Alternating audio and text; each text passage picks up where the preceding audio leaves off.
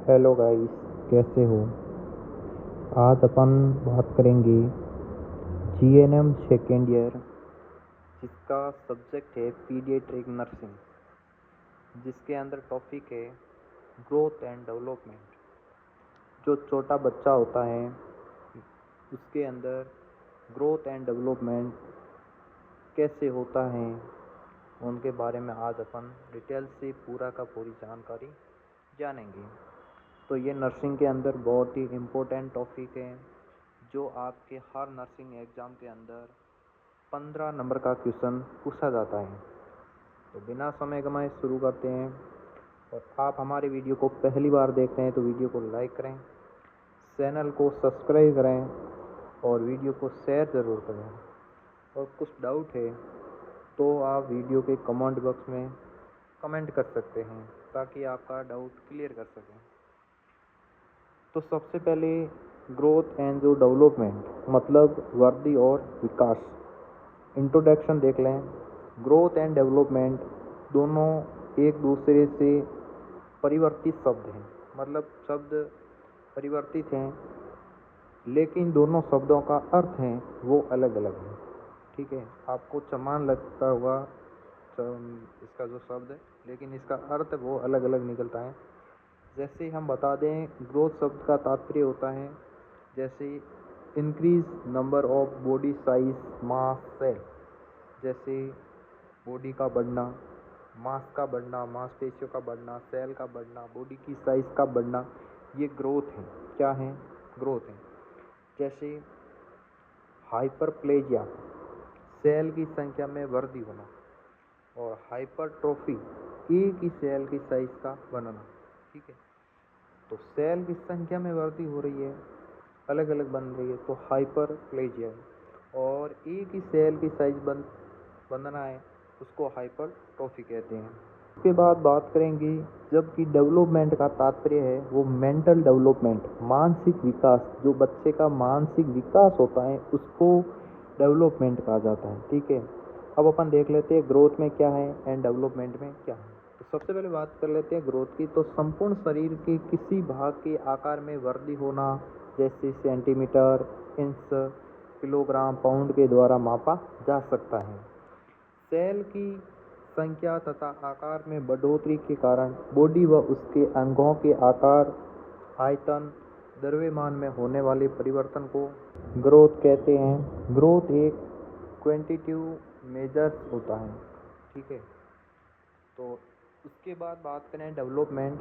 तो डेवलपमेंट कार्यात्मक रूप से परिपक्वता, जिसके फलस्वरूप कौशल या मानसिक विकास, वृद्धि या विकास होता है।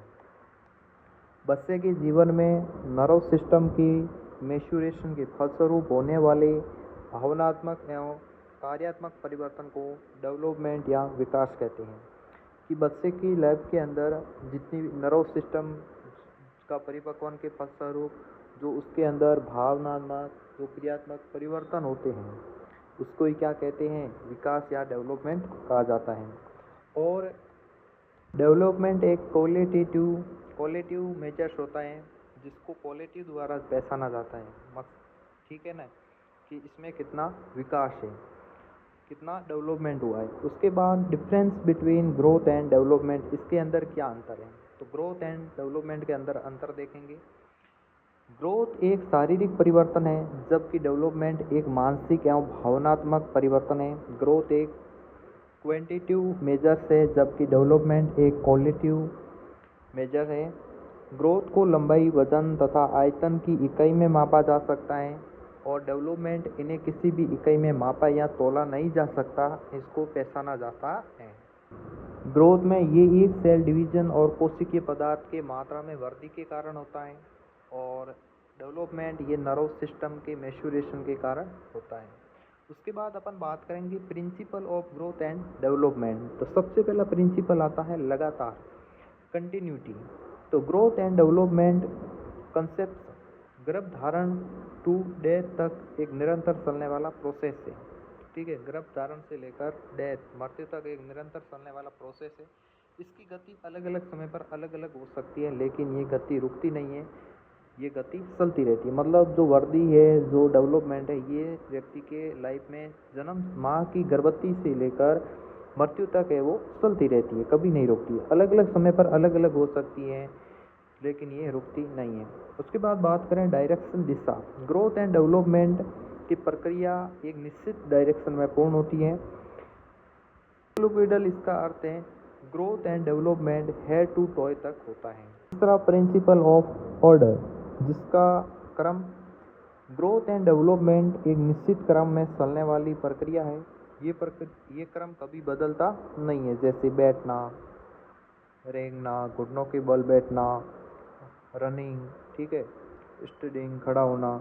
तो ये प्रिंसिपल है तीसरा।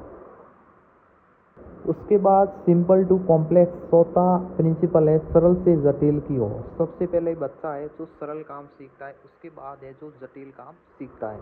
तो ग्रोथ एंड डेवलपमेंट में बच्चा पहले फाइन मोटर एक्टिविटी, ठीक है, पहले फाइन मोटर एक्टिविटी, छोटी एक्टिविटी करना सीखता है। इससे पहले ग्रोथ मोटर एक्टिविटी सीखता है, ठीक है। तो ये छोटी एक्टिविटी सीखने से पहले कैसी एक्टिविटी सीखता है?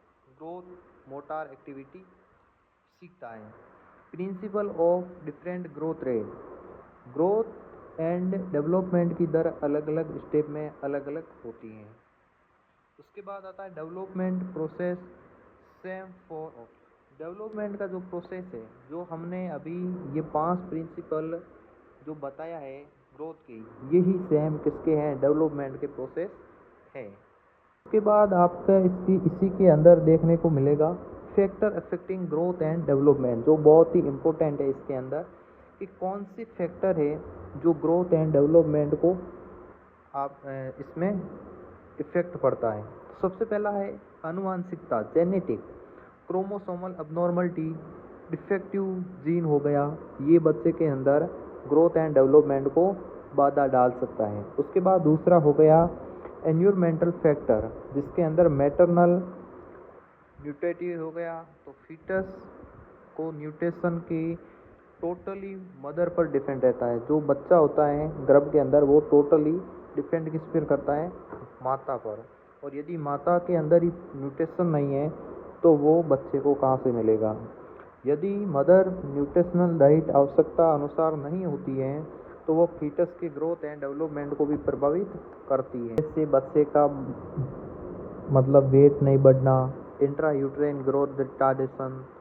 उसके बाद मैटरनल इन्फेक्शन, यदि गर्भवती के टाइम माँ को इन्फेक्शन हो जाए टॉर्स, तो भी ग्रोथ एंड डेवलपमेंट में बाधा उत्पन्न हो सकती है।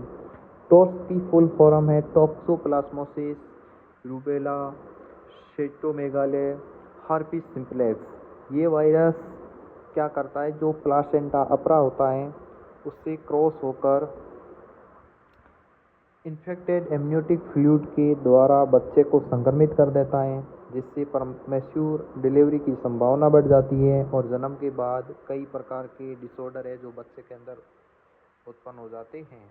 उसके बाद तीसरा आता है मैटरनल सब्सटेंस एब्यूज, मादक पदार्थों का सेवन। यदि कोई गर्भवती महिलाएं किसी मादक पदार्थ का सेवन करती है तो उसमें डिफेक्ट हो सकता है ग्रोथ एंड डेवलपमेंट के अंदर। तो माता के द्वारा नशीले पदार्थ जैसे अल्कोहल, हीरोइन, गांजा, सिगरेट आदि के सेवन करने से फीटस की ग्रोथ डेवलपमेंट पर अवरोध उत्पन्न हो सकता है, जिसमें कोई जन्मजात विकृतियाँ है जो उत्पन्न हो जाती हैं। उसके बाद आता है चौथे नंबर पर मैटरनल इंटेक ऑफ टेट्राजेनिक ड्रग्स। माँ के द्वारा प्रेगनेंसी में टेट्राजेनिक ड्रग्स का लेना, मदर के द्वारा टेट्राजेनिक ड्रग्स जैसे डाइलेटिन, प्रोटेक्टेड, वारफेरिन आदि के सेवन करने से जो ऑर्गेनाइजेशन अंग निर्माण में प्रॉब्लम उत्पन्न हो जाती हैं, जिससे जन्मजात विकृतियाँ उत्पन्न हो जाती हैं। यदि कोई माताएं गर्भवती के समय इन ड्रग का उपयोग कर लेती है तो जन्मजात विकृतियाँ जो बच्चे के अंदर उत्पन्न हो सकती हैं। टेट्राजेनिक का मतलब होता है कि वह ड्रग जो फीटस में फिजिकल एंड मेंटल डिफेक्ट उत्पन्न करती हैं, उसको टेट्राजेनिक ड्रग्स कहते हैं। बाद आता है मैटरनल इलनेस, माँ की बीमारियाँ। गर्भवती के समय यदि कोई माँ को बीमारियाँ होती हैं तो भी ये इफेक्ट पड़ सकता है। गर्भ काल के समय संबंधित इलनेस जैसे हाइपरटेंशन, एनीमिया, एक्लाम्सिया, कन्वल्जन मतलब सीजर आना, क्रोनिक रीनल फेलियर आदि बीमारियां फीटस की ग्रोथ एंड डेवलपमेंट को बाधित करता है, जिससे चाइल्ड में लो बर्थ मतलब कम वजन वाला बच्चा होने की संभावना बढ़ जाती है। उसके बाद अदर फैक्टर्स, अन्य सभी कारक जो प्रेगनेंसी और लेबर प्रोसेस को जटिल बनाते हैं।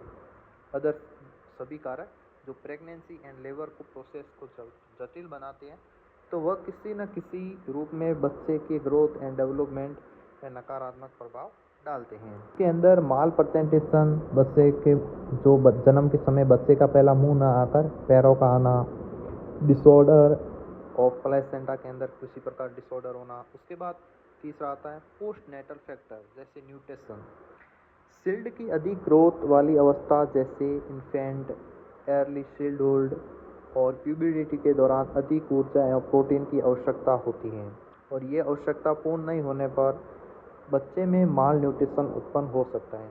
जब बच्चा छोटा होता है उसमें पूर्ण रूप से उसको प्रोटीन की ज़रूरत होती है, यदि वो समय पर नहीं होता है तो बच्चा है जो माल न्यूट्रिशन कुपोषण का शिकार बन जाता है, ये जन्म के बाद। उसके बाद सोशल इकोनॉमिक स्टेटस, आर्थिक स्थिति, फैमिली की आर्थिक स्थिति है वो कई रूपों से बच्चे की ग्रोथ एंड डेवलपमेंट का प्रभाव डालती है, जैसे nutrition, health, education, child basic requirement. उसके बाद आता है IPRC, इंटरपर्सनल रिलेशनशिप, फैमिली में बच्चे की अन्य सदस्य के साथ जो संबंध तथा परिवार के साथ आर्थिक संबंध से बच्चे के ग्रोथ एंड डेवलपमेंट को बहुत हद तक प्रभावित करते हैं।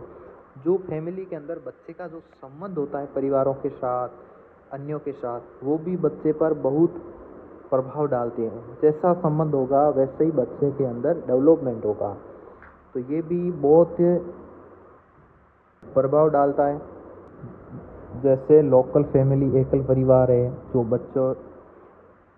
जो ज़्यादातर एजुकेटेड लोग हैं जो रात दिन नौकरी करते हैं, उन बच्चों को साथ में रहने का जो समय नहीं मिलता है, तो ऐसे भी हो सकते हैं। उसके बाद आता है चौथे नंबर पर चाइल्डहुड इलनेस, कम उम्र में बड़ी बीमारियां, जैसे छोटे बच्चे को बड़ी बीमारियां, जन्मजात के समय हृदय की बीमारियां, CHD, congenital heart defect, pneumonia, TB, diabetes, तो बच्चे की ग्रोथ एंड डेवलपमेंट पर नेगेटिव इफेक्ट डालती है, तो ये भी कारण है।